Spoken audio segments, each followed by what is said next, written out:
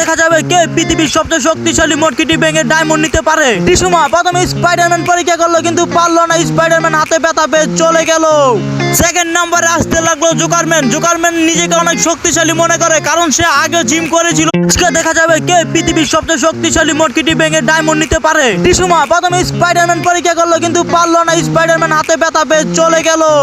Second নম্বরে আসতে লাগলো জোকারম্যান। জোকারম্যান নিজেকে অনেক শক্তিশালী মনে করে কারণ সে আগে জিম করেছিল। তার সামনে জিমের অভিনয় করে সে তো পাওয়ারফুল হয়ে গেল। এবার সে খুশি দিতে লাগলো কিন্তু সেটাই মটকিটি ভাঙতে পারলো না। জোকারম্যান ভয় পেয়ে পালিয়ে গেল। আস্তে চলতে কুস্তি খেলার সেই হাল্কম্যান নিজেকে খুব শক্তিশালী দাবি করে দিতে লাগলো কয়েকটা ঘুষি কিন্তু ভাঙতে পারলো না। শক্তিশালী মটকি এটা গুড বাই বন্ধুরা বলে হালকু চলে গেল।